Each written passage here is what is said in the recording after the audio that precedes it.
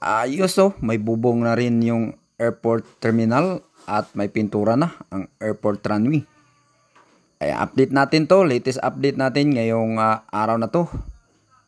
March 24, 2025.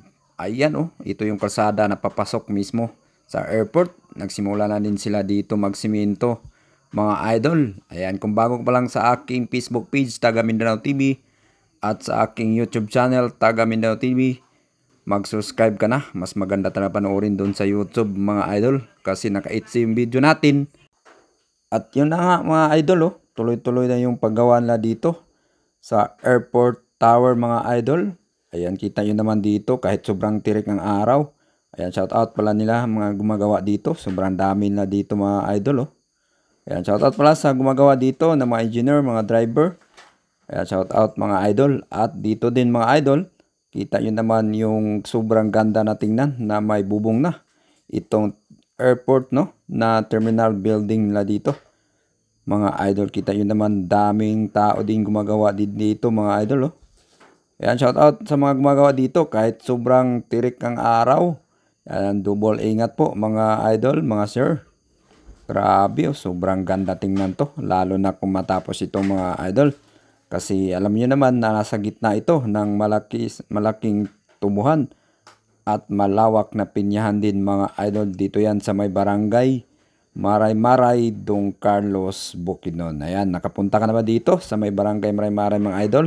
O sa bayan ng Don Carlos? Paki-comment na lang kung saan din nakarating itong video natin mga idol. Kasi marami pa tayong i-update ng mga project dito sa Mindanao na aking ipapakita dito sa aking Facebook page at sa aking YouTube channel mga idol. Ayan, pakipollow and like na lang at pa-share sa ating video. At dito din mga idol, may ginagawa din sila dito mga idol na daanan din na tubig mga idol. Ayan oh. Sobrang lawak talaga din ng airport na to. Sobrang ganda na tingnan mga idol no.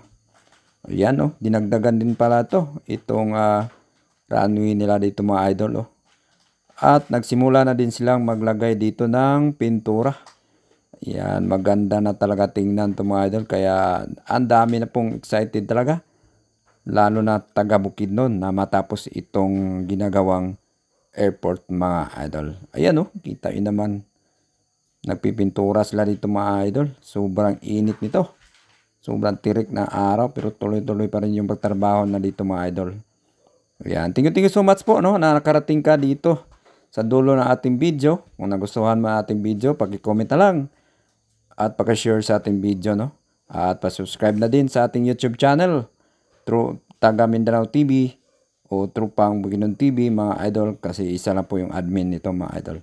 Ayan oh, dito po yun makikita sa Taga Mindanao ang ating mga full video kasi sa ating Trupang Bukidnon TV reels lang po o short video na po ang ating i-upload doon. Ayan, thank you so much. Follow and like, subscribe, Taga Mindanao TV. God bless po mga idol.